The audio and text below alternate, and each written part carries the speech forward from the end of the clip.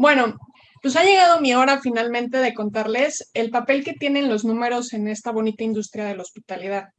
Y me detengo un segundo aquí porque a veces los números no es lo primero que pensamos cuando hablamos de hospitalidad, pero de un tiempo para acá, la verdad es que se han vuelto una pieza fundamental en la evolución de una disciplina conocida como Revenue Management y que en los siguientes minutos es en lo que me enfocaré para platicarles qué es y quiénes son los responsables de llevar estos procesos a cabo. Entonces, sin tanto preámbulo, empecemos. El Revenue Management es una disciplina relativamente joven. Tuvo sus orígenes por ahí de finales de los 70s en la industria de la aviación. Y tras el acto de desregulación que se llevó en Estados Unidos, cuyo objetivo fue eliminar los controles gubernamentales a todos los precios y tarifas que habían hasta ese momento, la idea detrás era abrir la puerta a nuevas líneas aéreas. El objetivo era desarrollar el sistema de transporte estadounidense que hasta ese momento había estado como muy exclusivo. Los nuevos competidores generaron guerras de precios y esta incapacidad de entender cómo adaptarse a esta nueva realidad de las aerolíneas que ya estaban en el mercado antes de la desregulación, empezaron a volver todo un escenario muy caótico. Las compañías empezaron a ver bajadas de utilidad impresionantes y se empezaron a buscar soluciones a través de la analítica, de los números, del análisis del viajero. Esto trajo una nueva disciplina, hasta ese momento desconocida, y se le puso por nombre Yield Management. Entraron también los fabulosos sistemas de los 70s, que también ayudaron un poco a la evolución y al desarrollo de esta disciplina, y así es como hemos estado caminando en esta evolución. Y bueno, ¿qué pasó? O sea, realmente esta historia, este cuento que les cuento de los 70s, perdón, creo que mi pantalla entró ¿ya? ¿Qué pasó en este periodo? Primero y principal, había mucho caos porque el orden que se había vivido hasta ese momento se descompuso. Se habían liberado los precios, las rutas, y eso también significó que nuevas aerolíneas entraran al espacio aéreo. No necesariamente hacer lo que quisieran, pero sí en un entorno más libre, donde empezaron a adueñarse del mercado a través de precios mucho más bajos que las aerolíneas tradicionales estaban cobrando. ¿Por qué? Porque estas nuevas aerolíneas tenían una estructura de costos bastante más baja. Tenían aerolíneas de segunda mano, pilotos no tan elegantes y por eso podían jugar un poco más con los costos y volver el panorama aéreo mucho más accesible y mucho más democrático. Al final, el acto de desregulación tuvo un efecto muy positivo sobre el consumidor porque empezó a volar más gente. Esas rutas de horas a través de Estados Unidos que tenían cierto costo empezaron a volverse muy similares en avión y que les tomaba un par de horas lo que antes les tomaba 18. Entonces era una muy buena idea empezar a volar en estas nuevas aerolíneas. Y sin embargo, los consumidores veían estos beneficios, estaban muy contentos, las aerolíneas no estaban nada contentas, porque empezaron a ver caídas drásticas en sus utilidades, las guerras de precios tenían locos a todos y el escenario se estaba complicando. ¿Cómo iban a sobrevivir? Incluso hubieron aerolíneas que no resistieron en este momento y no las vemos más. ¿Cómo íbamos a abordar este nuevo escenario? Porque había una dualidad un poco extraña. Si están bajando los precios y yo aerolínea bajo mis precios, voy a mantener mi volumen, pero dada mi estructura de costos, estoy generando pérdidas. Voy a entonces subir mis precios otra vez, pero ya no tengo pasajeros para llenar mis asientos. Y también estoy generando pérdidas. ¿Dónde rayos voy a encontrar este punto medio para poder equilibrar y poder buscar esta fina línea donde mi negocio vuelve a ser rentable? Entonces, este caos obligó a buscar soluciones en la investigación de las preferencias del viajero. Ese fue uno de los puntos medulares por el cual se fue saliendo adelante y los ejecutivos de las grandes aerolíneas que de momento se encontraban en los vuelos a gente con muchos portafolios y corbata en ciertas rutas, en ciertos horarios y en otros gente con lentes de sol y mucho más desenfadados, empezaron a entender que los consumidores tenían sus diferencias y que por supuesto también tenían diferentes preferencias y disposiciones a pagar por ese servicio, porque al final están pagando por el mismo asiento que los lleva del punto A al punto B. Entender esta disposición a pagar y la aplicación de la discriminación de precios fue lo que ayudó a encontrar este punto medio y a eliminar un poco el sufrimiento de lo que se había estado viviendo al momento. Entonces, el proceso de toma de decisiones en cuanto a subir o bajar tarifas se volvió más sofisticado. Empezaron a crearse reglas en la industria para decir, si tú viajas por más de 7 noches, te pongo un descuento, pero además tienes que volar y cruzar un sábado. Sí, otras cosas un poco complejas que al final ayudaron a equilibrar de nuevo este entorno que se había vuelto tan revuelto. Voy a la siguiente. Y mientras tanto, ¿qué estaba pasando en la industria de la hospitalidad? Porque hasta ahorita todo lo que hemos hablado ha sido en la aviación. Y la verdad es que fue muy simpático porque hasta ese momento los hoteles estaban bastante dormidos. Los precios se determinaban mediante una fórmula muy extraña de costo de construcción y la verdad es que no hacía mucho sentido porque los precios estaban en función de los costos, no de la demanda. Y el hotel costaba $1 por cada 1,000 que había sido necesario construir. Había un desfase de desarrollo y de evolución en la industria de la hospitalidad de aproximadamente unos 10 años. Pero conforme el desorden en la aviación empezó a ordenarse y la mejora en los estados de resultados empezaba a ser tangible, esta innovación y estos nuevos ingresos o recuperación de niveles de utilidad empezaron a abrir el apetito y el interés de la industria de la hospitalidad. Todavía, como vemos en este caminito, había mucha precariedad en cómo se estaban determinando los precios. De pronto, si veían mucha gente en la recepción, subían los precios, pero era un approach muy reactivo, no proactivo. Si veían mucha gente, bueno, les vamos a cobrar más, pero no había ninguna ciencia atrás de esto, era un gut feeling puro y duro. Todos los avances tecnológicos que se habían dado hasta ese momento no estaban enfocados en mecanismos de mejorar la distribución del precio. Sí los cuartos, pero no el precio. ¿Por qué? Porque al final era la época. Y bueno, ¿qué sigue pasando en este entorno hotelero? ¿Qué pasó? ¿Por qué cambió? ¿Por qué sí se evolucionó? Vamos a esta. Y es Marriott, la primera cadena que realmente documenta, formaliza y hace un estudio de lo que el Revenue Management significó dentro de su estado de resultados. O sea, el P&L de Marriott se vio beneficiado en $30 millones en 1991, de acuerdo a un estudio que hizo Warren Lieberman, y ese fue uno de los puntos medulares para generar este interés de la aplicación de esta nueva y hasta ese momento desconocida disciplina, ¿no? Entonces se empieza a hablar ya a partir de ese momento del Revenue Manager y se empieza a hablar de esta figura porque ya había dinero tangible atrás, ya alguien había generado varios miles de millones de dólares y las aerolíneas también estaban demostrando este efecto. Entonces empezó este interés por incorporar a alguien que se pudiera hacer cargo de manera formal de todas estas tareas que hasta ese momento implicaba la gestión de precios.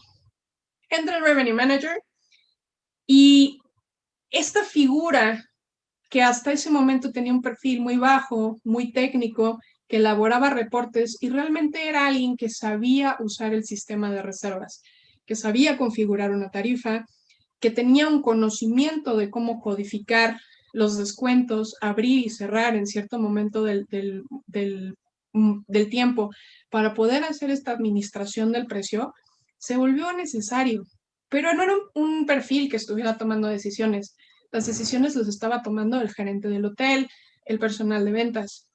El revenue hasta ese momento simplemente tomaba la orden, tomaba el pedido, pum, lo ejecutaba y hasta ahí quedaba. Pero los beneficios, la utilidad, los ingresos siguieron creciendo y el revenue empezó a seguir creciendo en importancia y en estatura. ¿Por qué? Porque al final era lo que todos estaban buscando. Se introducen nuevas métricas a la disciplina para evaluar este desempeño, ¿no? Y se inventa un nuevo término que es el RevPAR, el Revenue Per Available Room, donde se combina la ocupación y el ADR, el Average Daily Rate, que básicamente es la tarifa promedio. Y esto lo que hace es al final del día ver qué tan eficiente o qué tan deficiente estaba haciendo la gestión. Pero se empieza a hablar ya de estos dos indicadores en conjunto, porque antes solamente se hablaba de uno o de otro.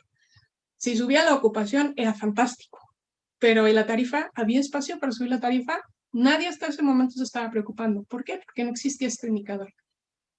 Entonces, con esta incorporación de nuevos elementos, nuevas métricas, se empieza a entender un poco más los factores que hacían falta para tener estrategias un poco más robustas y empezar a tener una visión bastante más a nivel organización, no nada más a nivel sistema. ¿Por qué? Porque la prioridad en ese momento era incrementar el RevPAR. ¿Cómo? Vamos bien. Entonces, hemos hablado de evolución. Vimos en la lámina anterior cómo se fue cambiando, cómo se fue integrando esta nueva disciplina, cómo se fueron integrando estas nuevas posiciones, una estructura que antes era inexistente, cómo empezaron a surgir nuevas métricas, pero también evolucionó la disciplina. Hablábamos un poco que a sus inicios era un personal de reservaciones el que se ocupaba de estas tareas. Era un trabajo muy manual, de naturaleza reactiva, que simplemente adoptaba poco y más de lo que le iban diciendo. Pero conforme fueron aumentando los ingresos y también los canales de distribución, se empezó a necesitar de gente con un poco más de conocimiento, un poco más de toma de decisiones, porque al final empezaba a ser una tarea que se complicaba. ¿Y por qué se complicaba? Porque había que tomar, había que ver más números, había que ver más reportes, había que entender qué estaba pasando. Se empezaron a crear y a llegar algunos especialistas en precios y en tarifas públicas, pero no dejaba de ser un trabajo manual, ¿no? Entender y picarle el número y poco más. En sus inicios, este era el perfil táctico del revenue management, pero hemos ido evolucionando y conforme hemos encontrado diferentes líneas y trabajos de acción a nivel segmento, a nivel canal, a nivel cliente, es que se ha ido ampliando y ganado en estatura esta posición. Ya hablamos a nivel estrategia, ya se habla a nivel multisegmento, ya se tiene una visión mucho más amplia de todos los centros o puntos de ingreso del hotel. Ya no nada más son cuartos, ahora también se intenta optimizar el tema de alimentos y bebidas, de metros cuadrados, de espacios. Y estamos hablando del Total Revenue Management. Esto empieza a sonar ya en algunas zonas más avanzadas, por ejemplo en Europa ya se está poniendo mucho más en práctica el tema de optimización en toda la parte de restauración. Y va a llegar, es una corriente que va a llegar porque genera dinero y genera ese aumento en ingresos genera certidumbre.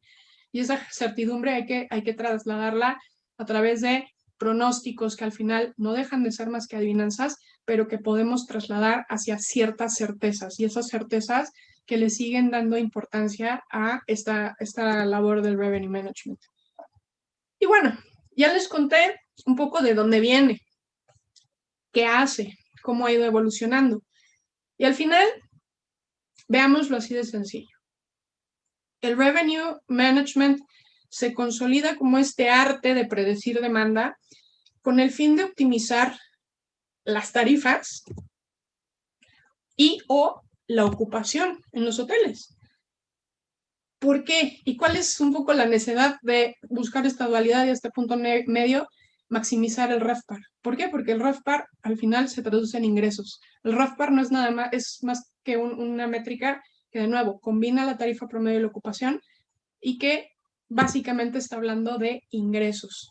Y por eso les presento a mi amiga La Llave, donde en cierto momento del tiempo uno tiene que saber cuándo apretamos la tarifa, cuándo hay muy alta demanda y cuándo es necesario decir tú no, discriminar. Suena feo, pero es verdad. O cuándo tenemos que abrir y que fluya la ocupación, porque son momentos de baja demanda donde el volumen es lo que nos va a hacer la diferencia. Pero ¿y cómo le vamos a hacer para adivinar cuándo es momento de abrir la llave, cuándo es momento de cerrarla? ¿Cómo vamos a llenar nuestra cubeta? A través de pronósticos. ¿No? Uno pensaría que el revenue está todo el día con su lápiz arrastrando y haciendo cálculos. La verdad es que no. Hoy el Revenue Manager tiene muchas herramientas muy sofisticadas.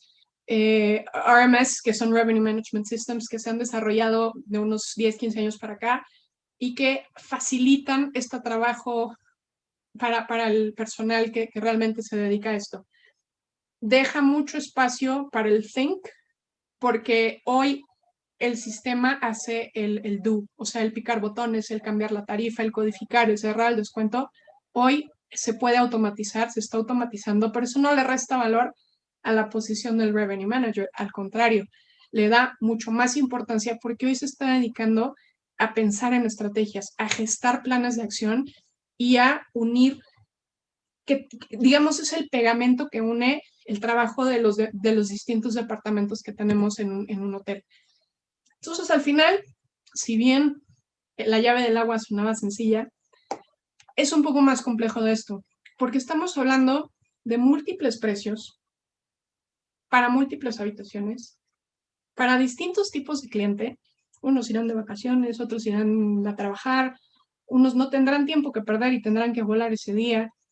A través de muchos más canales que antes, hoy tenemos infinidad de canales que generan incluso en el P&L diferencias, porque tienen márgenes diferentes, cobran comisiones diferentes, y eso también es un área de optimización. Y que también se tienen que gestionar a través de los distintos servicios. Y peor, frente o contra a distintos competidores.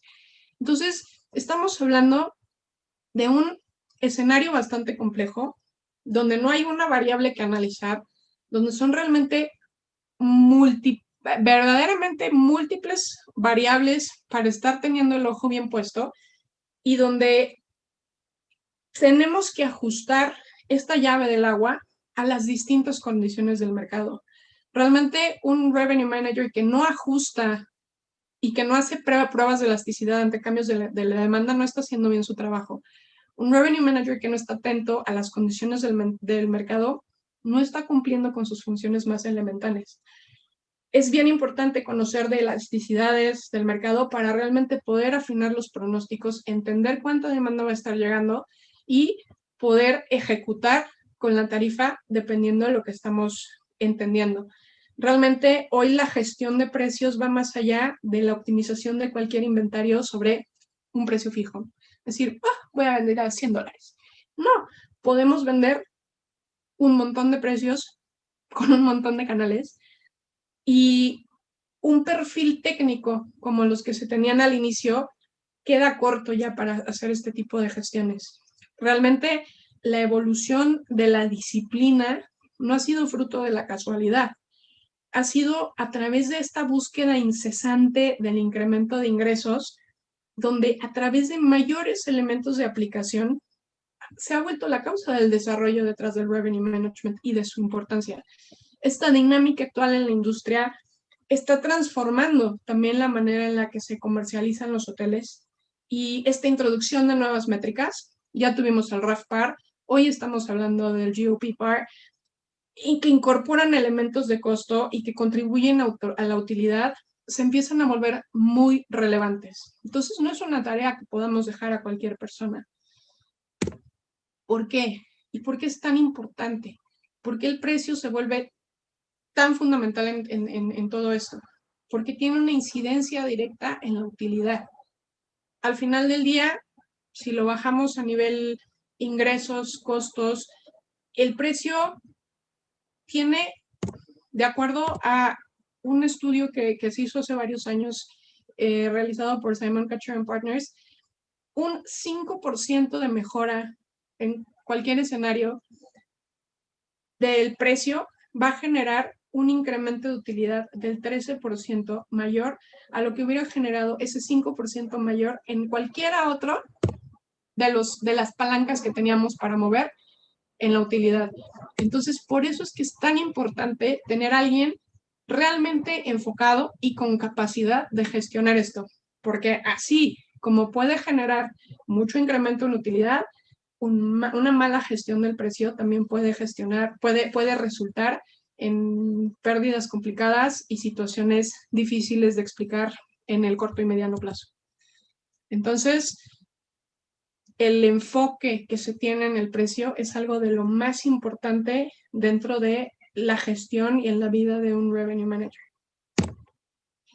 Regreso un poco a esta lámina para ir amarrando lo que hemos visto hasta este momento. El perfil táctico, técnico, manual, que empezó a gestionar hace 20, 25 años, ya no es el que se necesita hoy en día.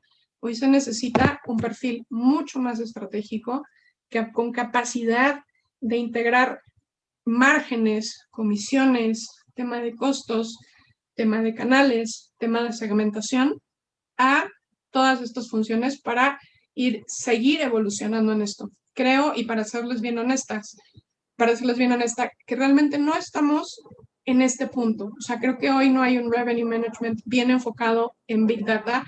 Estamos por aquí, en los escenarios avanzados. Creo que todavía hay lugares que están estacionados y cuesta trabajo de repente en la disciplina encontrar gente potente capaz de hacer estas cosas precisamente porque están muy atrás en la curva evolutiva. Y por eso insisto en la estrategia como parte fundamental de lo que se tiene que hacer en este papel fundamental que tienen en responsabilidad los revenue managers y sobre todo los buenos revenue managers, porque al final ellos están a cargo o son los responsables directos de la maximización de los ingresos. El papel del revenue manager va a seguir evolucionando, va a seguir siendo fundamental siempre y cuando se encuentren nuevas formas de optimización. ¿Por qué? Porque al final pensemos en el escenario inicial donde hay que controlar la gestión de los descuentos. Tiene un efecto limitado. No podemos estar gestionando los descuentos y pensar que esto va a generar ingresos incrementales a lo largo de todo el tiempo.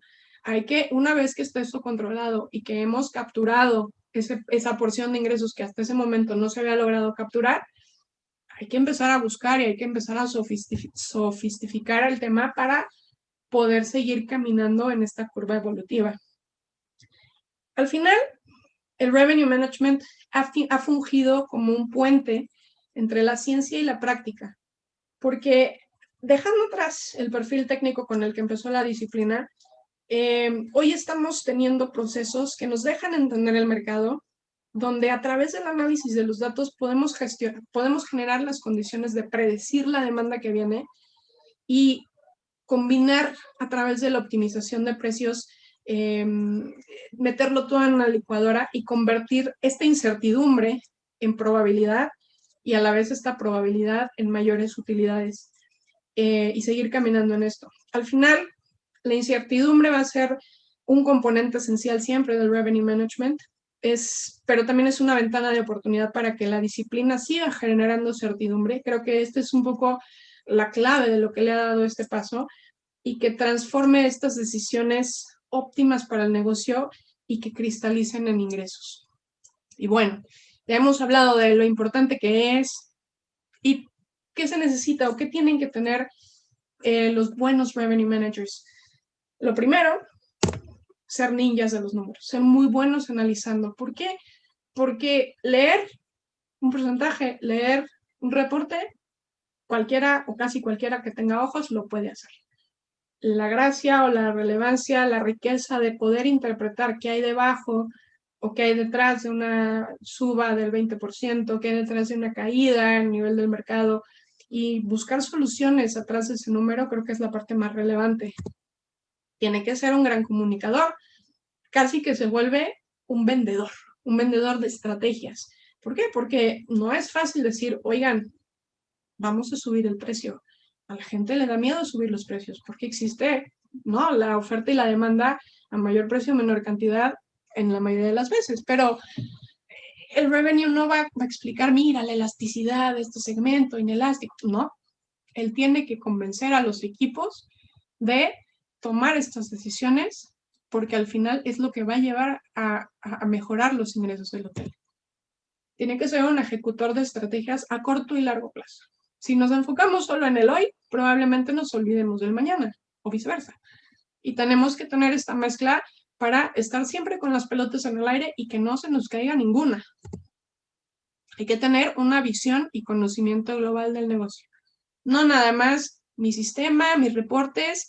Hay que entender cómo son los procesos comerciales, cómo son los canales de distribución, cómo son los feeder markets a los que la gente del equipo comercial está saliendo, cómo son las estrategias de marketing que vamos a hacer a corto y a mediano plazo, porque al final se tienen que adaptar a los ciclos de demanda y de estacionalidad. Entonces hay que saber un poco de todo, incluso de operaciones. Tienen que ser buenos transmisores del conocimiento, porque va a incidir también en el éxito de su carrera profesional y de poder seguir escalando y haciendo más cosas. Si alguien no es capaz de entrenar a su sucesor, pues difícilmente va a poder seguir adelante. No es un trabajo para todos, hay que tener mucha adaptabilidad y resiliencia porque a veces las cosas no salen y por eso también se tiene que tener un perfil que le guste calcular los riesgos, un perfil bien temerario, que no le dé miedo a hacer muchas cosas, pero que sepa calcular cuando las cosas no pueden salir tan bien. Le tiene que gustar la tecnología, tiene que saber picar el botón. ¿Por qué? Porque ya les decía que hoy muchos sistemas están haciendo lo que antes los primeros revenue managers tenían que hacer a mano. Hoy ya tenemos con 3, 4 botones un pronóstico de la demanda, pero hay que saberlo interpretar. Y si no tenemos esta capacidad, este gusto por la tecnología, la gente que sí lo tenga nos va a estar ganando.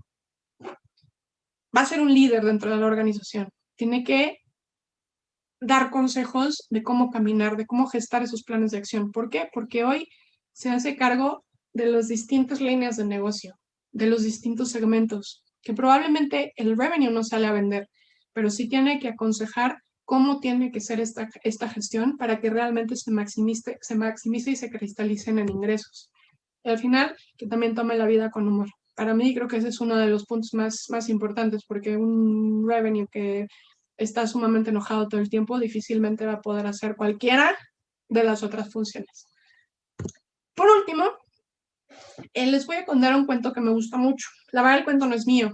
Es de una persona muy brillante que está en la industria que se llama Cindy Estes Green. Ella lleva muchísimos años en esta parte analítica en la hospitalidad. La verdad es que es una profesional brillante con una trayectoria impecable en este mundo. Y este cuento es muy simpático, porque ¿qué rayos tiene que ver un oso, unos tenis y el revenue management? Pues ella cuenta que una vez en un campamento estaban 2 chicos. Entonces, de pronto se les apareció un oso grandote, que se los iba a comer. Y uno de ellos empezó a buscar sus zapatos tenis, porque se le ocurrió correr. El otro, duro y perplejo por la situación, porque ahí estaba el oso, dijo, oye, pero ni con tus tenis vas a correr más rápido que el oso. Dijo, ya lo sé, no pretendo correr más rápido que el oso, pretendo correr más rápido que tú. Y al final, de eso mismo se trata el revenue management, porque hoy el mercado es cada vez más complejo por la velocidad con la que está cambiando. Si a su vez sumamos la intensa competencia en la industria, los periodos de crisis, las pandemias de estos últimos años, queda claro que es necesaria una posición sólida, estratégica, que sea punta de lanza para salir adelante, para ganarle a la competencia, y también de ahí radica la importancia de tener un perfil sólido en revenue management y la formación de estos ninjas de la hospitalidad que hoy conocemos como revenue managers. Y eso es todo. Les dejo una frase que me gusta mucho y muchas gracias.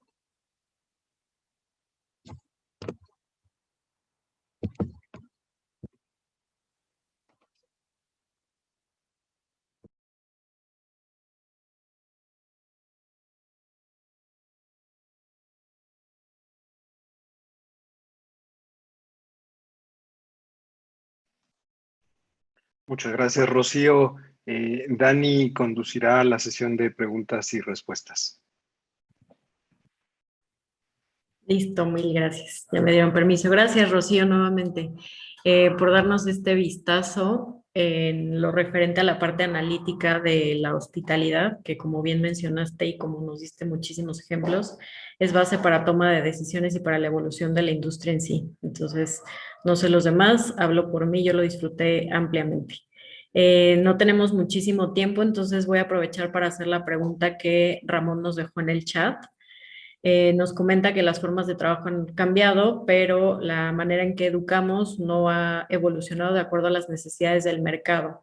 ¿Y cuál crees que sería una buena propuesta para que el alumno se motive en esta parte numérica, en la necesidad real de estudiar las matemáticas? ¿Qué opinas? A ver, creo que es algo que me ha tocado vivir de cerca porque es bien difícil realmente conseguir un muy buen revenue manager. Un poco por la historia que vimos hace rato, que no todos vienen del ámbito académico, han salido del ámbito profesional, pero no tienen esta formación. Entonces, pensando en estas nuevas necesidades, creo que enfocar estos planes de estudio no tanto a la gran matemática, porque sí es necesaria, pero este gusto y este perderle el miedo y este entender que con cosas que a veces son hasta de sentido común pueden generar diferencia en el estado de resultados de un hotel, creo que les motiva a los alumnos y que les empieza a generar esta cosquilla para entender más. Creo que el revenue management para ellos hasta ahora es algo que les suena, ¿sabe qué?, a robot, pero en el momento que lo empiezan a hacer, a ver cercano, a ver qué implica, lo ven hasta divertido y se quieren meter a este punto. Personalmente, a mí me atrapó.